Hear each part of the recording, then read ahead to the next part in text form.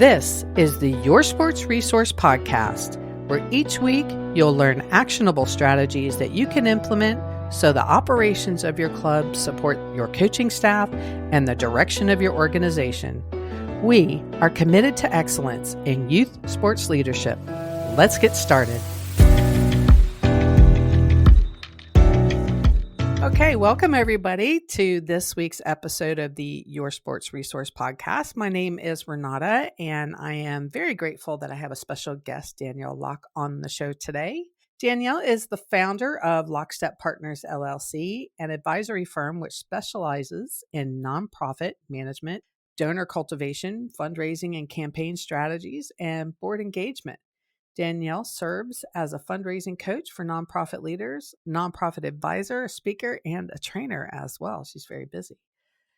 She has successfully worked as a fundraiser for more than 20 years in organizations such as the Cleveland Clinic, the Community Foundation of Lorain County, and the Arthritis Foundation. Danielle holds a chartered advisor in philanthropy from the American College of Financial Services, a Master of Public Administration with a certificate in nonprofit management from the Levin College of Urban Affairs, Cleveland State University. So welcome, Danielle. Appreciate you coming on the show. Thank you. I'm happy to be here. Great. Well, if you don't mind, let's just hop right in, okay? All right. So you've carved out a really nice space of helping nonprofits with their fundraising efforts. So why is this your passion? Well, first of all, I've been in nonprofit 20 some years. I started really right out of college. My first job was at a health and life insurance company, and I quickly skedaddled out of there and ended up in nonprofit. And I fell in love with it, and I've been in nonprofit ever since. Like it says in my bio, I've worked for very large organizations. I've worked for tiny nonprofits where I built my own desk out of a door and 2 filing cabinets. And I think for me, this work of fundraising it comes pretty natural to me. It's part of who I am, building relationships and seeing the connections between mission and philanthropy and individuals and nonprofit.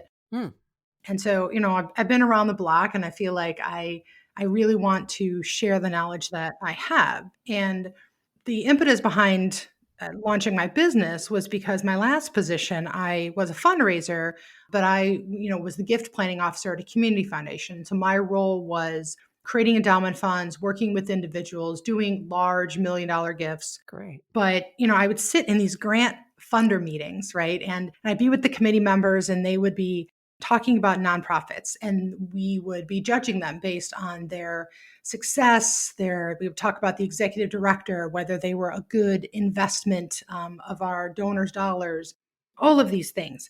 And I felt like I knew these nonprofits, and I knew their struggles, and I knew the executive directors, and I knew their donors because it was a relatively small community. And I felt like I just kept thinking, why are they so dependent on grants and their events, right? If I could just take them by the hand and show them how to build a successful fundraising program that grows year after year. If I could help them dig into their donor database and find the donors that they're ignoring, that I know that they have, and do better with them, then they wouldn't be so dependent on grants and events. They could be self-sustaining. Of course, I had a job, and that was not my job. But when I left there, I really thought, could I do this? Could I teach nonprofits how to build a better fundraising program and be stronger for it? And I headed down that path, and I've never looked back. Oh, that's awesome. That's awesome. Well, you touched on something in that, like, I guess I'm going to use the word judging. You didn't, but the word that they were judging the nonprofit. And I know, especially in working with youth sports teams, they're small nonprofits, and they're heavily dependent on volunteers to help get work accomplished. And this is a space that, you just can't pluck a volunteer up to head up your fundraising efforts, and usually when you do, all they're focused on is the event side of it. And I agree with you that if people could take a really good, hard focus look at how they could fundraise, it would absolutely supplement the amount of grants that they have to write. And a lot of clubs, in my experience, they have that same grant that they write for year after year because they've been successful with that one or two, and then they ignore everything else. Well, grants are not guaranteed, just like fundraising is never guaranteed. And, I think when you can try to tap into a bunch of different buckets.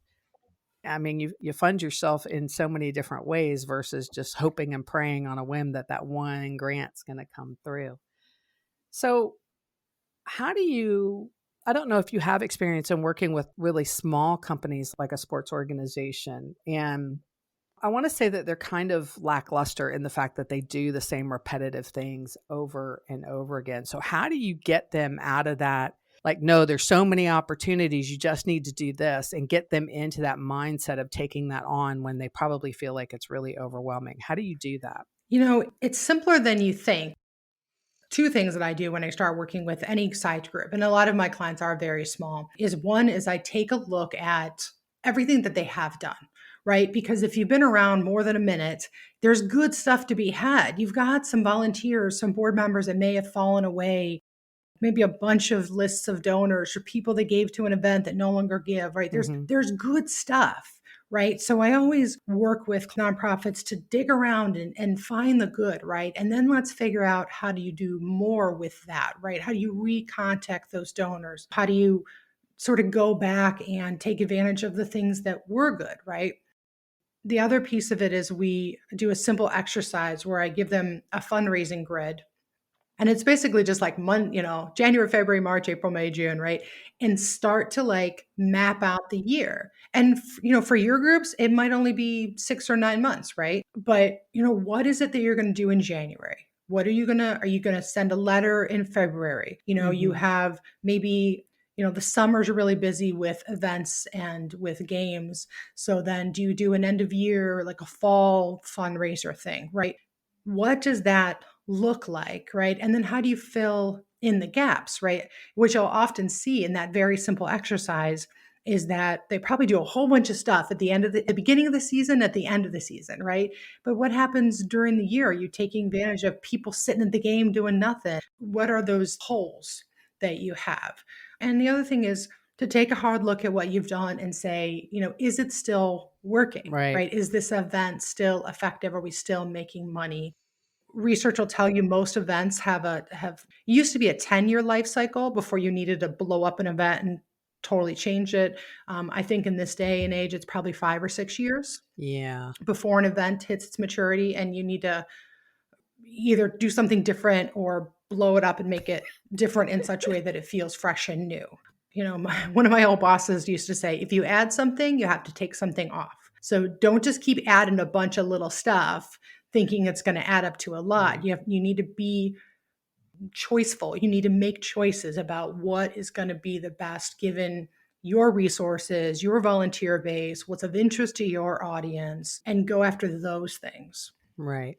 The other thing is probably particularly for your group is there's such a stigma around asking for donations, and so many people are afraid to ask for help.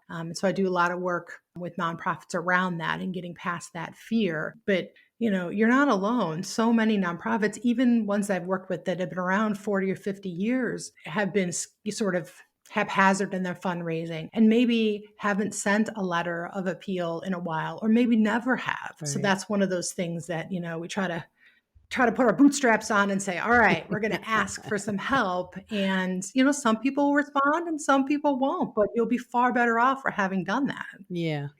I think fear drives a lot of it, but I wanted to go back to how you were saying, like, you kind of lay out that calendar. I love the planning aspect of it and getting them to, really kind of plot out their year or their 9 months or whatever it may be.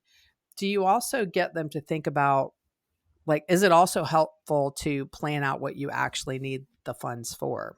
And are there certain things that you tell them, no, that's not the type of thing that you fundraise for? You That's a good question. Yes, I think probably even before you plan out your year is to think about in your annual sort of organizational planning is, where is the gap in your funding? Where do you need funding and what do you need it for?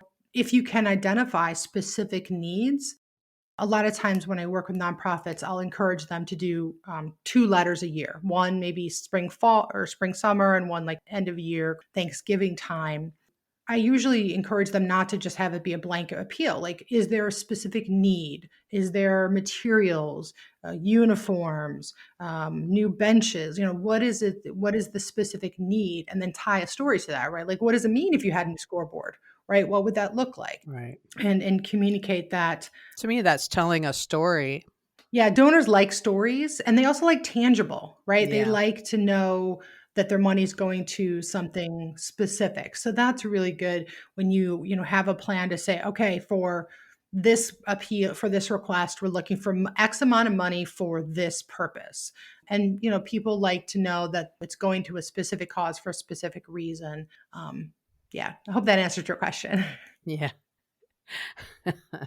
So do you find that the organizations that you're working with, that when they get started, like they get a better response than they ever, because I feel like sometimes they just feel like, oh, nobody's ever going to give money, it's too much work. And then when you actually get them in that direction, are they ever surprised at how well people respond to the appeals, whatever they may be? I will say 100% of the time, I have never seen a nonprofit put out a request where they weren't surprised by the results. Yeah, unless they had some crazy lofty goals. But in general, like you say, most nonprofits I work with, they're fearful, they're nervous, they don't want to offend people. And, I work with them to put out that request or to do that event or put up a social media post. And they're always surprised and encouraged by the response that they get. If you ask, people will give. If you are sincere in what you're asking for and you're passionate, people will respond. That's just a matter of fact. That's great. That's good to hear. And I hope that's encouraging to the audience that they hear that. Can you get in a little bit about maybe the different types of ways that people can fundraise? Because again, I think for I mean, I don't know, this might be my assumption and I may be completely wrong, but I feel like in the sports arena, it's always about an event, or they feel like they need to sell something, whether it's at Christmas, it's poinsettias, or is it candy, or whatever it is, they feel like they have to sell something. So, and I feel like that just limits people so much, but I'm the least creative person on the planet. So I don't usually have an answer for different things that they can do, but maybe you do. Maybe you have some ideas that you can point them in the direction of the different types of things that they can do for fundraising, or different ways they can fundraise. Yeah. Like you said earlier, fear drives a lot of what we do. And so the whole idea that if you have an event or you sell something, you're giving something of value to your audience. And so you can feel less guilty about asking them to write a check. But there are lots of ways to raise money. It can be a raffle drawing or a 50-50, or like you said, hosting an event. It could be sending a letter, a letter of request. It could be just a Facebook fundraiser, right? Or a GoFundMe, or I've had donors that have hosted their own golf outing or their own walk, or like you said, sell something. The advice that I would give you is, because it can get overwhelming very quickly, right? With all the different things that you can do. Right.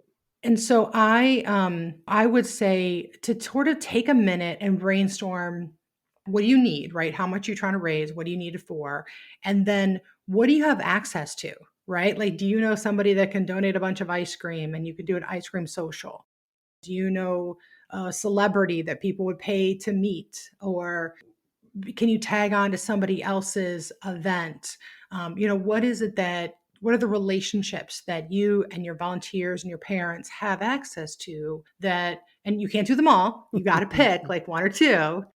And if they don't work, they don't work. Then skip it and go to something the next year, right? But what do you have access to that makes sense for you? And that's where the calendar really comes into play, because you can't sell something every month of the year. So that's where you want to create some diversity, right? You might do an event here, you might sell some stuff here, you might do a letter in the spring and in the fall. You might just do online raffle tickets. There's a lot of groups that will do like an online 50-50, like every month. And then they sell a bunch of tickets and they draw a winner at the end of the month via Facebook Live. Yeah. You can also do that with consignment goods, like a signed autographed jersey kind of thing. There's lots of different ways. The other thing is to kind of feel out, what is your audience like, right? Maybe they're tired of sports stuff and they want some food or some bottles of wine, right? Like, what is it they're interested in, and how could you tap into that? Right. So who do you suggest they go after? Because I know a lot of times, and again, I think this is where fear comes in. They don't want to get outside of what they know. And I think they depend so heavily on their membership who are already paying dues and, every month. So who else should they be tapping into when they're doing these fundraising efforts? Yeah, that's a great question. You want to kind of start broad and build down. I think, you think about the old funnel, right? Like they're looking at it from who's the closest to them, right? The dues paying members. But go broader. Look at your community, your small business members, your banks, the local Walmart, the Kiwanis, Lion Club, Rotary groups. These all have dollars that they donate to local groups like this. Your past members, your past board members, grandparents, right? Like the thing that's so easy, it happens all the time, is that you focus on the people that are right in front of you because they're so closely, they feel and see and touch the mission that you have. But it's so hard to retain all those old people, right? I mean, how often would you say, like, I really, I remember those days. I remember when I was in high school. I remember when, I used to go see my grandson play, right? Like those people still care. It's Right. just they're not at the games every day. They're not actively invested. But so often, if you reach back out to them and you honestly send them a newsletter and say, here's what we're doing these days, we would appreciate your support, or we're looking to do a campaign to raise X amount of money for this. People hold on to those feelings and they want to support things that once brought them joy. Local business, your retail shops, they want to do good. They don't have a lot of disposable income, but they can do a little bit. And like I said, your banks, your local Walmarts, your service clubs, they all have dollars that they have set aside to support local groups. Yeah, good. I think one area that I resonate with, and this is something I push the clubs with all the time, is their past members. And I tell them all the time, if you are not cultivating that list and keeping up with that list, I mean, I usually talk about it from a volunteer perspective. I tell them all the time, like, these guys know your club. They know about you. They already know what you're about. And they've grown up and build skill sets that you can take advantage of, right? But as far as fundraising is concerned, that's the same thing, right? Maybe they don't have time, but they want to give of money, or they've cultivated their own, I don't know, groups of friends and acquaintances that they can tap into to also help donate as well. So I really love that you said to look at your past members, because that's just huge. And I think it's a missing gap for a lot of these clubs that they don't pay attention to. That could be so easy to draw them in with a simple newsletter, once a quarter, just to say, this is what we're doing. This is our next pledge and next thing that we're going for. So I think that's great. So I know you mentioned quite a few, like, of who, like, your local businesses, and I didn't even think about the local, like the Rotary and the Kiwanis, to go to ask for money, because I always assume, well, they're a nonprofit, they're trying to raise money too. But how do you actually just start asking for the donations? I know there needs to be a bit of a plan, but, like, can you give any advice as far as, how to actually just start that process? Yeah, absolutely.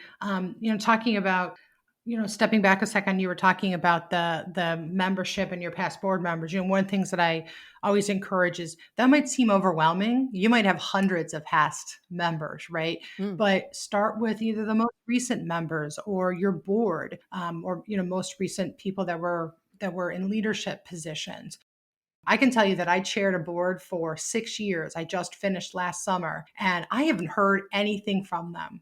I was with them for 7 years. mm, Time, money, resources. I guided them through the pandemic. They were a huge part of my life. yeah. And, I expected to be financially supporting them, even though I wasn't investing my time anymore as I finished my position. But it's weird that I haven't heard from them at all. And it's Mm, It's not a personal thing. It's a Right. matter of functionality. It's a matter of like, there isn't some flag in their system to say, oh, we should really be still communicating with our most recent board members because they cared so much about us at one point. And it just goes by the wayside. Like I said, you're always focused on who's right in front of you. So those are really missed opportunity. Um, so getting started seems, again, overwhelming. But the two things that I would say are one is to get down what I call your money story, which is, what is the need? What are you trying to accomplish? How are you trying to make a difference in the community or in the lives of youth and their families? How do you plan to address that, right? And really, what does it cost to do that? What does it cost you to run a season, to buy the things that you need to do?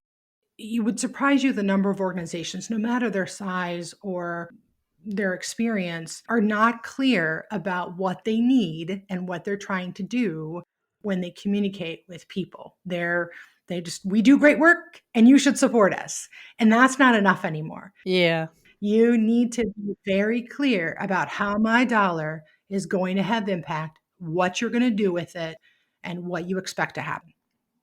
The other thing when I say when you talk about getting started is, first of all, is start with your mailing list. This is not, who you're specifically going to go ask, but who are you talking to? Who are you sending a newsletter to? Go back into those archives and pull up those old membership lists and get them into, MailChimp or Constant Contact Hmm. so that you start communicating with them and re-engaging them, right? If you're new to get started, just start getting lists and names of people from your board members and from your staff and in your community. Just put a bunch of people on a list because you just want to start building awareness. You just want to start making connections. And then people will self-select whether they want to actually make a financial donation. But if you're not talking to them, they don't know. So I say start with a list, ask a few times for some support, make sure that you keep good records of who gave, thank them profusely and quickly and honest and, genuinely. Make it easy to give. Let people donate online, in person, drop off a check, mail you a check, particularly online, right? Make it easy for whatever the age they are, right? Some people are online people, some people want to send in a check. And involve others, right? It shouldn't just be one person who's doing this. You want your volunteers and your board to be helping you, have this conversation. And particularly with small groups and smaller level donors, one of the biggest missed opportunities is recurring donations, right? That monthly withdrawal that hits their checkbook or hits their credit card, 10, $20 a month for the whole year. And there's some easy, inexpensive online programs that you can use that makes that accessible to everybody. Think about how many people maybe write you a check for 20, 30, $50, but if you could get them to do $20 a month for the whole year, that would be amazing. Yeah, absolutely. So I love your wording that you're purposeful in your approach in your planning and you're cultivating your list, right? Mhm. Not being afraid to ask and making sure that you give them the reasons why you're asking so you can pull in that engagement. It's not airy fairy, there's specifics around it. So I think that's all wonderful. And then being flexible in how you ask for money and how you receive money. And that just gives, the audience or those who want to be would be donors opportunities to donate in a way that's appropriate for them. So that was my takeaway from that paragraph. That's wonderful. Or not paragraph, from your last statement. That's great. So you have some mini courses coming up. Do you want to tell us about those? Yeah, that would be great. It's been rather an evolution. I've been doing a lot of, like I said, training with our local small business development center and some other membership groups, and trying to make it as easy as possible for small groups to get started. How do you break that down into bite-sized pieces? So, when I talk about the who to ask, when to ask, how to get started, what to say, these things that we've talked about, those are all just broken down into mini courses: the who, the how, the what, the when, little inexpensive courses, which Mm-hmm. I'm still working on in my spare time. Hopefully, I'll get those launched this year. But I dig deep into each of those topics. So we talk about who to ask. We get into corporations and individuals and local business and all the different ways to access those groups within that one course around who to ask, right? Same thing about when, getting more specific about how do you plan your year beyond that fundraising grid. Right. So yeah, so stay tuned. I'm looking forward to those coming out this year. The best way to stay apprised of when that happens is to go to my website and sign up for my email list, which I also try to send emails on a one or twice a month, but only when I have something valuable that I can send out, right? I try not to send junk. Or follow me on social media. I actually do a lot, Right. put a lot of tips and tricks and updates on Instagram, Facebook, and LinkedIn. So I'm out there, and I would love to have anyone who has any questions DM me. I want to help the little guy make some big strides. So how can they find you? What's the website and what's your socials? So website is lockstep.com. That's Mhm. LOCKESTEP.com. And then social on Facebook, it's facebook.com/lockstep partners. So that's my last name, LOCKESTEP partners. Instagram is /Danielle M. Locke, and LinkedIn's the same, Danielle M. Locke, LOCKE. Awesome. Wonderful. And we'll also put those in the comments for the podcast as well, so it's easy for them to connect to you. Great. So anything else you'd like to share with the audience? I think you have a free download. Yeah, I was going to say the last thing I would say is I have a free download. I put it together about a year or so ago called the 10 Simple and Realistic Ways to Raise $20,000 for Your Nonprofit. And this is some of what I've talked about in terms of the service clubs, the easy Walmart grants. It's the low hanging fruit that honestly I see a lot of nonprofits sort of whiz past, and they're focused on the events and some of the other things when there's easy and quick opportunities out there. So that's a free download from my website, lockstep.com. And my last advice would be just to take small steps. Don't get overwhelmed. This can be scary and overwhelming. And, the best thing to do is to make a few changes, try some new things, plan it out. So spread it out throughout the year and just add a few things and give them a try and see how they do. Do not try to do all things at once because you're not going to succeed and you're going to get overwhelmed and disappointed. So take small steps, be confident. You are not selling used cars or shoes. Not that there's anything wrong with that, but you are looking to support the great work that you're doing. Yeah.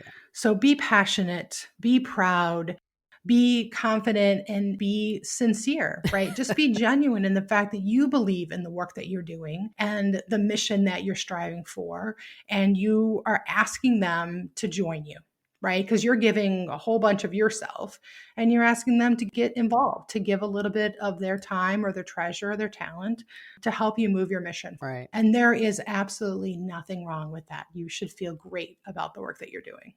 Wonderful. Well, that's wonderful words of advice to end the show on.